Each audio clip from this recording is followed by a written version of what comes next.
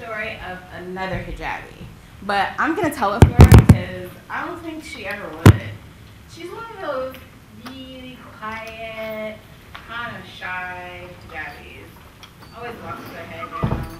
You know the type. Very quiet, very shy. Her name is Farzana. We all knew her from school, but we never heard her say a word.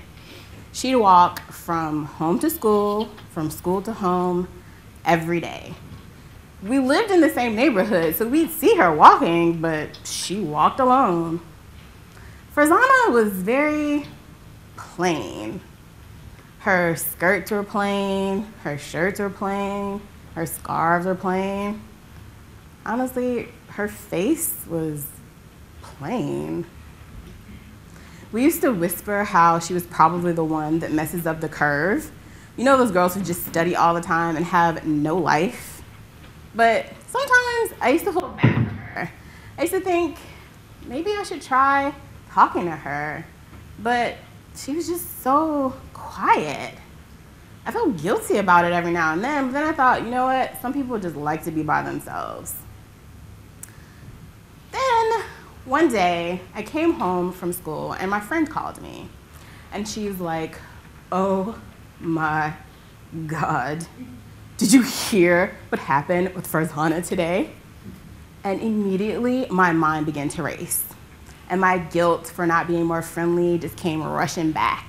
And then the pity for her loneliness. And I thought, oh my God, she's so easy to pick on. I imagined some girl putting chewed gum in her books or some guy tripping her and making her fall. And I was like, oh no, what happened? Is she okay? And then my friend started laughing. Like, she died of laughter.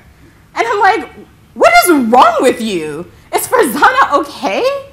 And my friend, in between laughter, she's like, yeah, Farzana is totes okay. But I think the guy she beat up might still be feeling it.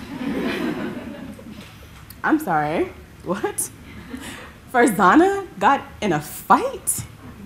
So apparently, that day after school, Farzana was walking home, the same route she walked every day, from home to school, from school to home. And on that route, there's a store, and in front of that store, there's this big, tall guy who stands outside and makes comments and hisses at people passing by. Usually girls. We usually ignore him. But for some reason that day, as Farzana walked by, he decided to walk up to her and say, hey baby, and gave her scarf a slight tug.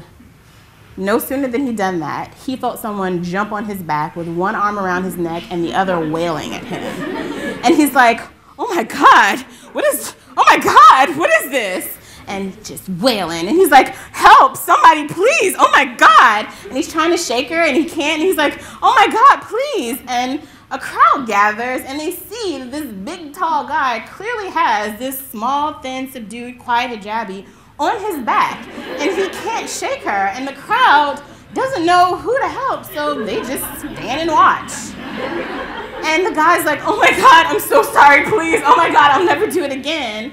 And with that, Farzana jumped off him, brushed off her long coat, picked up her books, gave him one long look, and kept walking. But not before the crowd parted and watched her as she walked by, eyes down, plainly dressed in plain clothes, all by herself. Just to reiterate, this is not my story. This is the story of another hijabi. But I thought I'd tell it for her because I don't really think she would. She's just one of those, you know, really quiet, subdued, not very sociable ones.